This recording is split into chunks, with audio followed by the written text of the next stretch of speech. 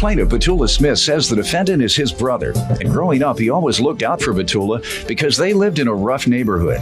Batula says on the night of his nephew's birthday, the defendant got locked up for domestic violence, and Batula bailed him out, but he has yet to be repaid.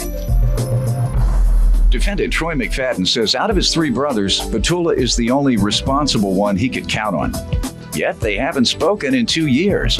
Troy admits he was arrested for domestic violence, but insists he already repaid some of the bail, and Batula is not giving him credit for it. Troy's countersuing for unreturned money.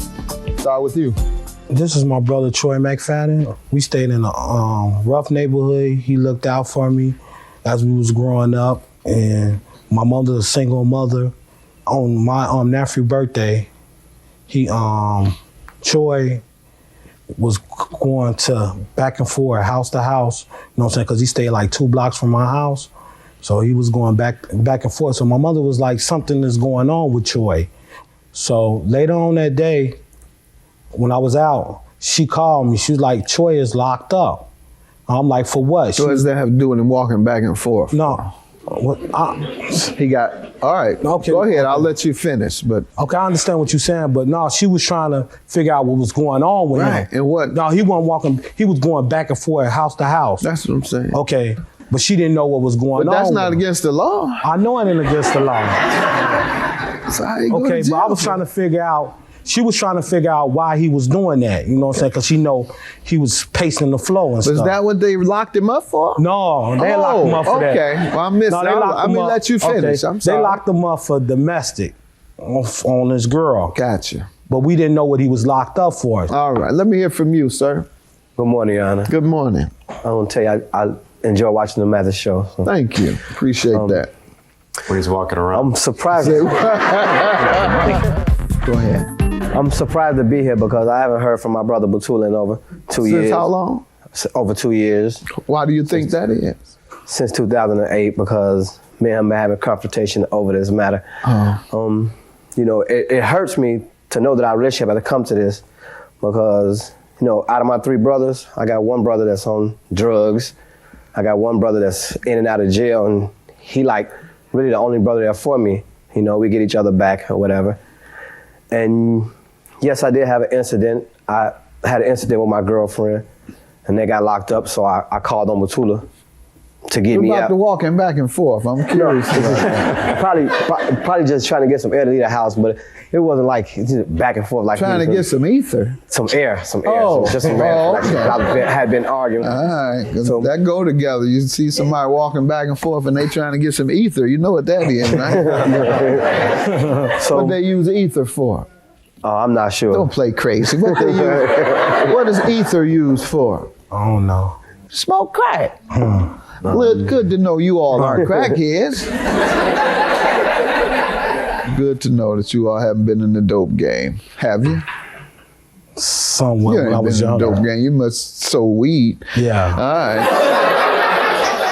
So the walking back and forth was because of what again? Because me and my girlfriend was So arguing. you were upset. I was upset. All yeah. right, but you had assaulted her, or you did assault her? Well, I didn't assault her. We had a verbal confrontation.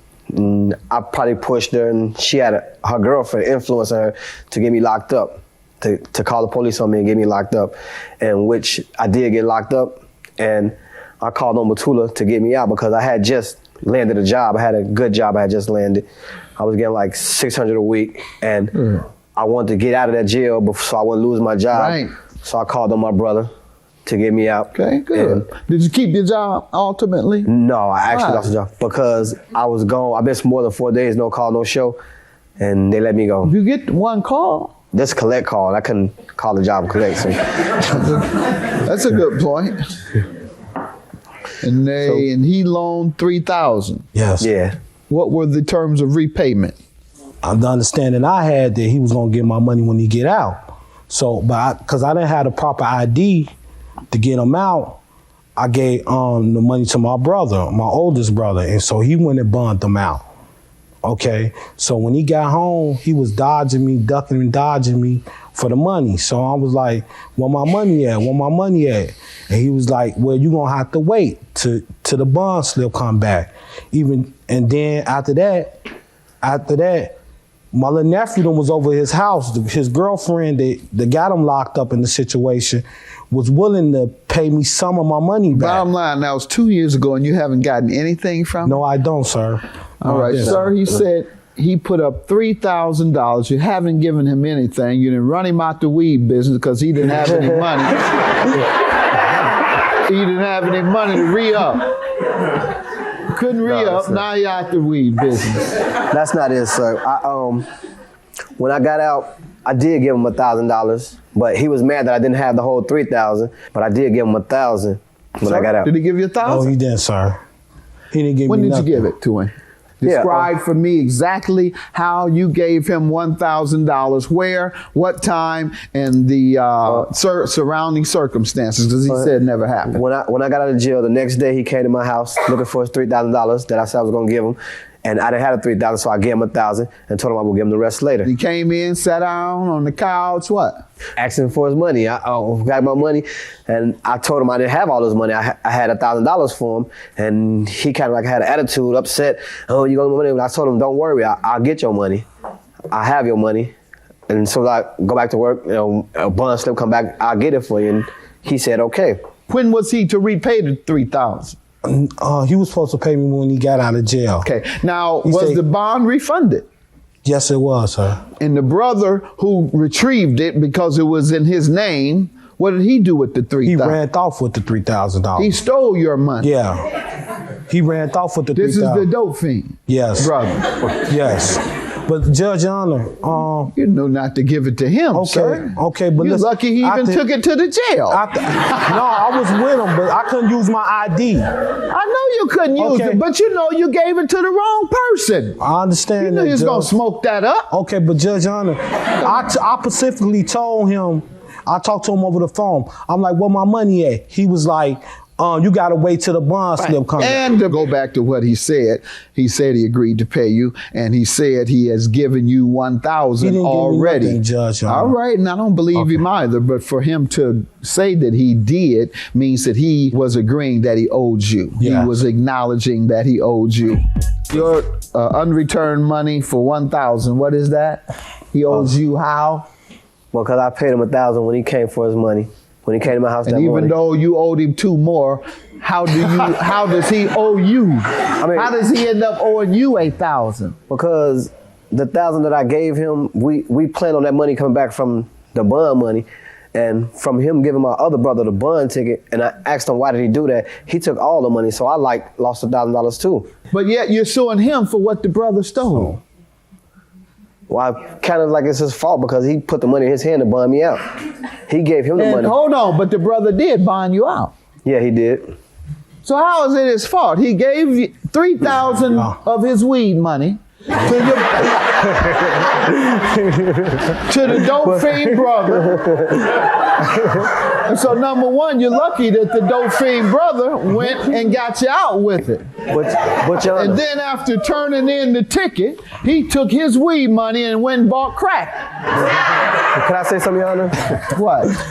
He knows that my brother stole from us before, stole from him before.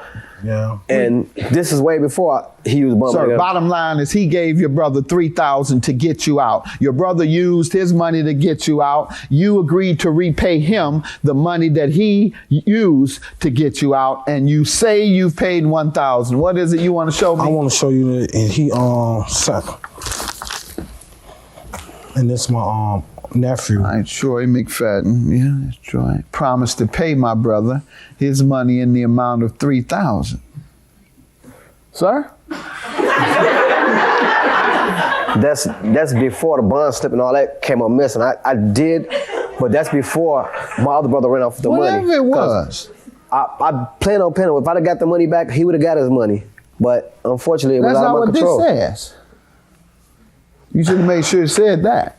as a condition of your repayment, and it didn't. It says, I promise to pay. $3,000 is your judgment. Please don't go and spend it on weed. $3,000 is enough for you to buy a small business of some sort, not a weed business. All right? Or it's enough for you to pay for a skilled trades program. All right. Good luck. Judgment for the plaintiff. I still love him as a brother, but I would never do nothing like that again for him, you know? I still love him as a brother, but I just keep my distance.